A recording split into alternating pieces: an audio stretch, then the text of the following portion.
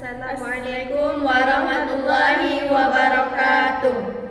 Kami dari kelompok 4 akan menjelaskan tentang prinsip dasar teori Holland. Saya Otia Prilia dengan NIM 2623040 dan saya Rizka Mulyana dengan NIM 2623055 dan saya Rahmadani dengan NIM 2623137. Saya Rahmadani dengan NIM 2623137 akan menjelaskan tentang pengertian teori Holland Theory. Teori Holland Theory ini dikemukakan oleh John Lewis Holland, adalah seorang psikologi Amerika dan profesor emeritus sosiologi di Universitas Johns Hopkins.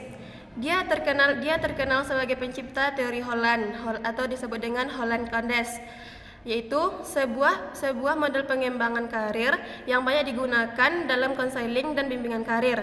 Interaksi individu dengan lingkungan tersebut dapat menghasilkan karakteristik pilihan pekerjaan, penyesuaian lingkungan pekerjaan. Inti dari teori ini adalah proyeksi dari kepribadian individu dengan suatu pekerjaan. Selain itu, teori ini menganggap bahwa suatu pemilihan pekerjaan atau jabatan adalah merupakan hasil dari interaksi antara faktor keturunan dengan segala pergaulan orang tua, orang dewasa yang dianggap memiliki peranan penting. Teori ini menegaskan bahwa kebanyakan orang menyerupai lebih dari satu tipe kepribadian. Lanjut, konsep dasar teori Holland Theory. Yang pertama, dalam budaya. Orang yang paling dapat dikategorikan sebagai salah satu dari 6 jenis. Yang pertama, realistis. Realistis investigatif atau disebut dengan intelektual. Yang kedua, artistik. Yang ketiga, sosial. Yang keempat, enterprising atau disebut dengan giat. Dan selanjutnya konvensional. Yang kedua, ada 6 model lingkungan, yaitu realistis, investigatif atau disebut dengan intelektual, artistik, sosial, enterprising atau disebut dengan giat, dan konvensional. Yang ketiga, individu akan mencari lingkungan dengan membiasakan dirinya untuk melatih keterampilan dan kemampuan mengekspresikan sikap dan nilai-nilai dan mengambil peran dan masalah yang menyenangkan. Yang keempat, perilaku ditentukan oleh interaksi antara kepribadian dan lingkungannya. Yang kelima, manusia akan menemukan lingkungan yang kuat dan memuaskan ketika pertama, dalam budaya. Orang yang paling dapat dikategorikan sebagai salah satu dari 6 jenis. Yang pertama, realistis. Realistis investigatif atau disebut dengan intelektual. Yang kedua, artistik. Yang ketiga, sosial. Yang keempat, enterprising atau disebut dengan giat, dan selanjutnya konvensional. Yang kedua, ada 6 model lingkungan, yaitu realistis, investigatif atau disebut dengan intelektual, artistik, sosial, enterprising atau disebut dengan giat, dan konvensional. Yang ketiga, individu akan mencari lingkungan dengan membiasakan dirinya untuk melatih keterampilan dan kemampuan mengekspresikan sikap dan nilai-nilai dan mengambil peran dan masalah yang menyenangkan. Yang keempat, perilaku ditentukan oleh interaksi antara kepribadian dan lingkungannya.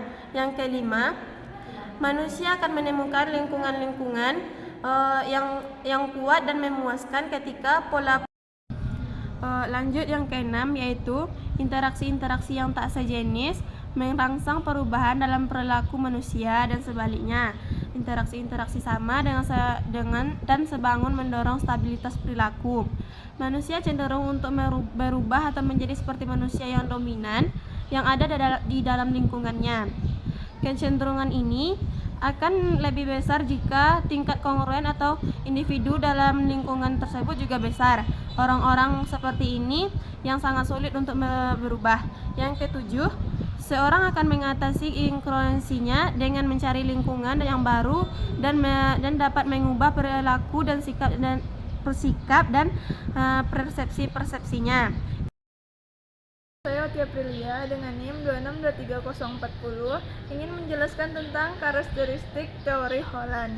Jadi di sini ada 6 karakteristiknya. Yang pertama realistis, yang kedua investigasi, yang ketiga artistik, yang keempat sosial, yang kelima enterprising, yang keenam konvensional. Jadi saya akan menjelaskan yang pertama itu realistis. Realistis adalah orang yang menyukai pekerjaan dengan objek konkret seperti mekanik atau petani, memiliki keterampilan motorik halus dan menghindari aktivitas sosial. Yang kedua, investigasi, menyukai pekerjaan yang membutuhkan keterampilan matematika dan sains seperti ahli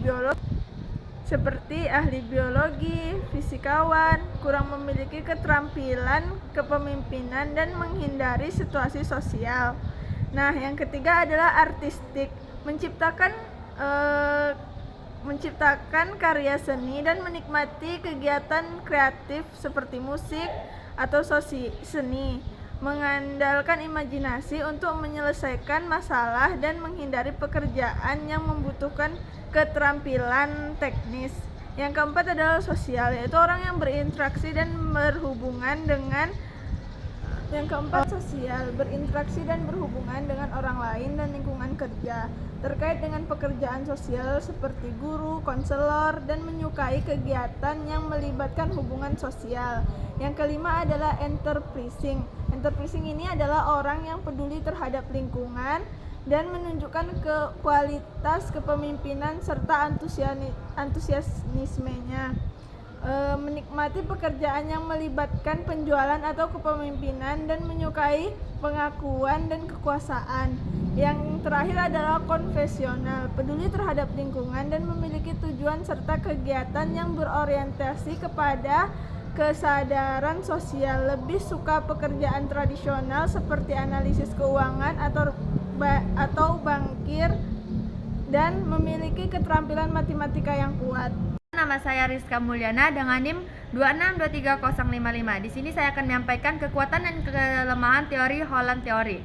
Yang dimana kekuatannya yaitu ada 3, yaitu teori ini dianggap komprehensif oleh banyak pakar psikologi karena mempertimbangkan okupasi sebagian dari pola keseluruhan kehidupan seseorang. Yang kedua, relawan untuk bimbingan karir di instruksi pendidikan menengah dan awal pendidikan lagi. Yang ketiga, mendorong pemahaman diri dan informasi akurat tentang lingkungan okupasi, membantu individu mengenal diri sendiri dan lingkungan kerjanya. Kelemahannya yaitu ada 4, yaitu tidak memperhatikan proses perkembangan detail, tidak menunjukkan fase-fase tertentu dalam proses tersebut. Yang kedua, mengasumsikan tingkat pendidikan ditentukan oleh kecerdasan tanpa mempertimbangkan faktor seperti apresiasi individu. Yang ketiga yaitu kurang mengakui kemampuan manusia untuk menyesuaikan diri dalam lingkungannya dan lingkungan kerjanya.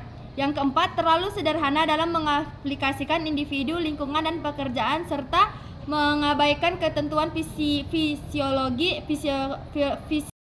teori Holland Theory dalam pelayanan konseling di sekolah dan di luar sekolah dalam bentuk program. Yang pertama, di sekolah. Program orientasi karir. Program ini dirancang untuk membantu siswa mengenal tipe kepribadian dan minat mereka serta menjelajahi sebagai pilihan karir yang sesuai. Yang kedua, konseling karir individu.